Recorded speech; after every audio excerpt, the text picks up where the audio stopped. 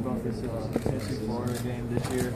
How it's so important. I mean, plus champs, probably gonna get fired if they lose. You know, I forget. Oh shoot, I ain't worried about your coach getting fired or nothing like that. It's just, I know when that time comes, we gonna be ready though. But we got a lot of games before Florida, so but when that time comes, we gonna game plan and get right for it. With you guys having so much inexperience across the defensive line, you know, losing all the stars you did last year, how much more pressure does that put on the linebacking core? Is the back seven? I mean, how are you guys kind of approaching that? Well, there's no pressure at all because all the guys that's with us now, like we got a lot of guys that left the line, but all the guys that with us now, they doing what it needs to take to get the job done. Because we got some older guys, we got some younger guys, and they all working hard, and we got Kurt Majid back, and then these younger guys competing, pushing the older guys to get better. So we got a lot of competition, and they looking good as a unit. They looking good and ready to attack. So they're gonna put that pressure and make everything work well. Yeah, what is Kurt being back? What does that add to the team that maybe wasn't there last year?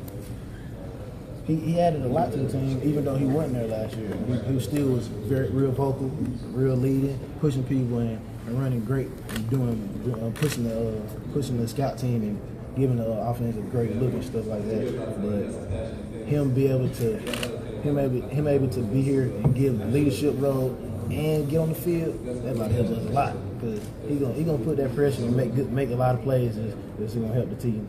AJ, have you guys spent any time dwelling on the way the season ended? I mean, you're a fourth down review away from bowl eligibility. You lose to Vanderbilt for the second consecutive year. I mean, it's the difference between basically a successful winning season and then 5 and 7 and more questions. Is this something you guys still talk about? No, you can't dwell over the past. It's the past. The past. You got to learn from the past and get better and have a better future. But just like you were saying, we ain't dwelling over the past. We looking for the future. I know we was a couple inches here, a couple plays here. You know, it showed we were just a couple plays short of making stuff happen. So we got to make them plays happen this year. And I know we're gonna make the plays happen. The little inches that we need to get, we're gonna get those inches to be a better team than we are. Be a better team than we was last year. Coach said you and Kurt push each other a lot. So does that ever go over the line, or talk about some of your good battles? Nah, I don't go over the line. We never to the point where we want to just hate each other and try to fight. It never go that far. But competition is healthy. It's healthy for everybody because y'all know y'all compete each day to get a good story. So me and Kurt compete about every little thing. So we roommates. We compete about stuff off the field, on the field, and competition is great. And I feel like one thing that me and him are so close is because we compete. Because that's just like I do with my blood brothers back at home.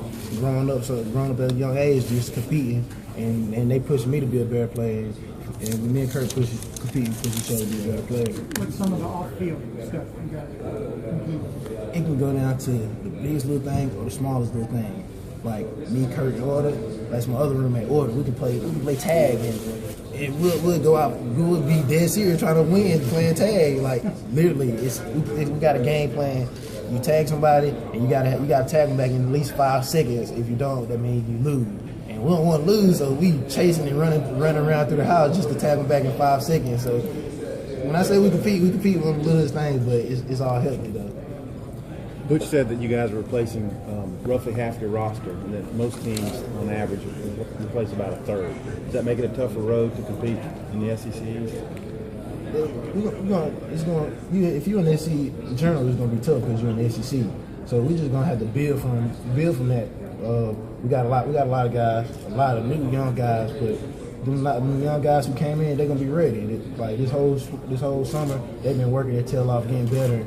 Some of the guys who came in already know the defense already, so that shows how much good recruitment coach has been doing and how good of the players he brought in. AJ is one of those new guys that knows the defense already, Dylan Bates, and if so, talk about him.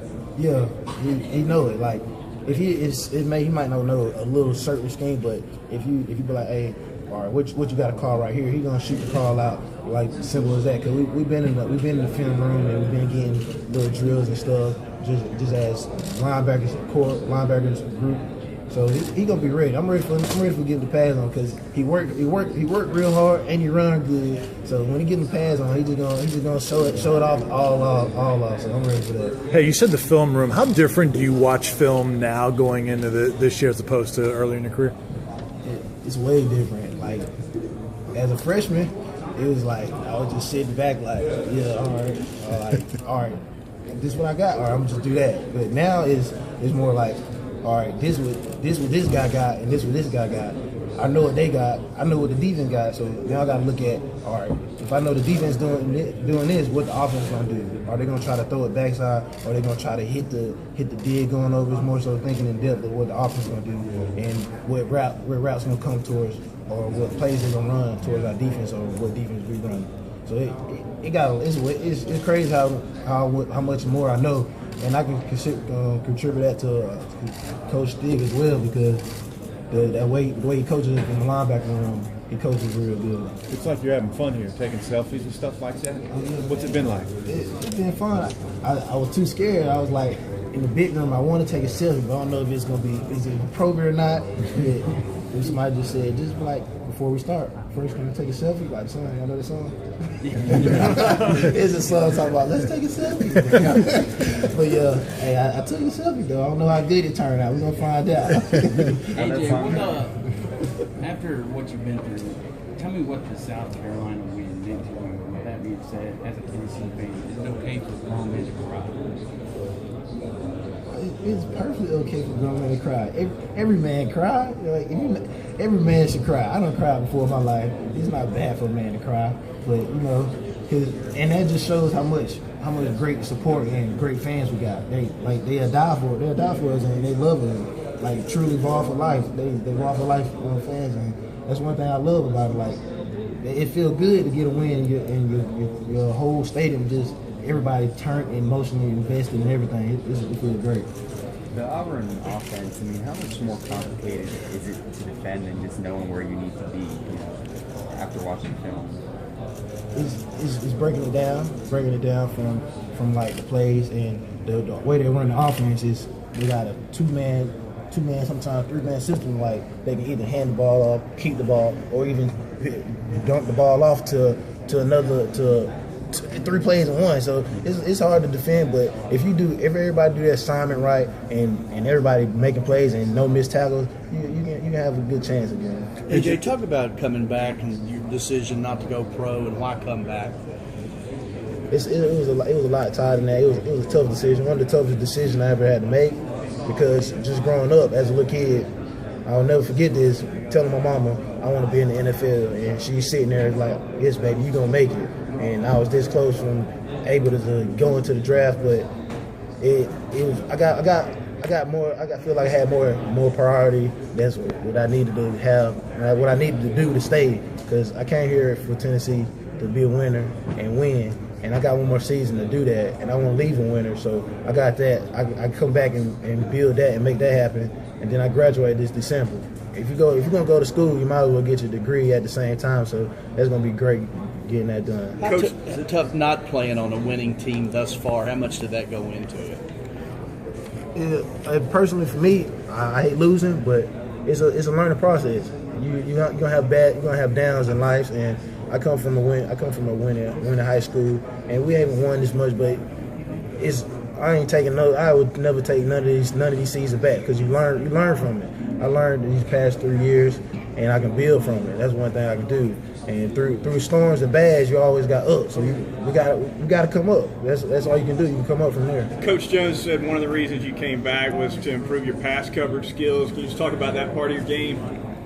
That part of my game is when I came back for a lot of reasons, but just my part of the game of my self development. I'm trying to improve everything, not just one part. I'm trying to improve the parts I was good at, the parts I wasn't as good at. It's every little thing you got to improve, because football, you work on little stuff every day, and that's why you work on them every day, because that's the main thing you got to do. So you work on tackling every day, you work on footwork every day, and just get those better and sharpen up, even fine-tune better. It's going to help me as a player. What's hard about pass coverage? What makes it tough? I wouldn't say pass coverage hard. You know, it's pretty tough. You got to guard them little scat backs and nothing like that, but I don't feel like it's hard. I feel like all the assignments and stuff when I got to cover somebody, I cover it to the T. I got beat on a couple plays here and there, but I don't cover it for the most part on my pass assignments to the T. Hey, Jay, we haven't had a chance to talk about it since the offseason incident. Your rest, I know you had to do things to get back in good standing with the team. What did you learn from that experience, and is it something you can share with us, just what you took away from it? I knew that question would come. You're the first to ask that question. I'm sorry. I'm that guy, sorry. It's cool, though. It's cool. That was, like you said, it was a learning experience. We learned a lot from that. I want to say get back good standing with my team because I love my team. My team love me.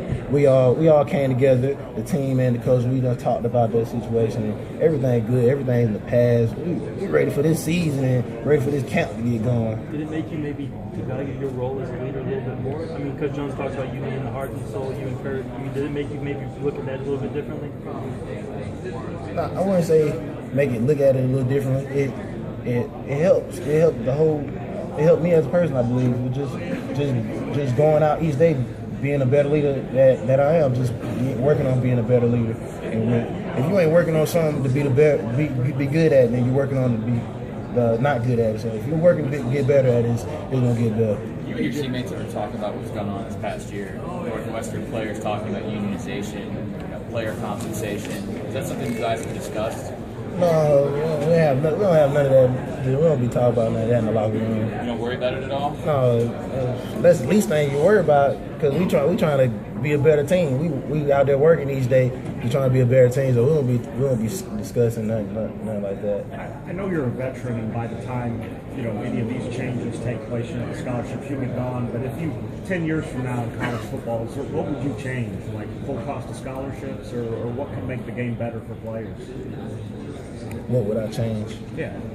It's hard to talk about that because there's a lot of stuff you could change, a lot of stuff you couldn't change. If it does, I won't be here if it happens. If it do happen, it's gonna be great for the players. I know that, but if I won't be here for it to happen, the main thing is I know I'm gonna be here for this season and this first game Utah State, so I'm gonna be ready for that for sure. But wise talk about that, I don't even be here for that. So best luck for the guys if it do happen. You started as a freshman. You came in probably partnering with the first team your first week of camp. You were a freshman. How hard is that?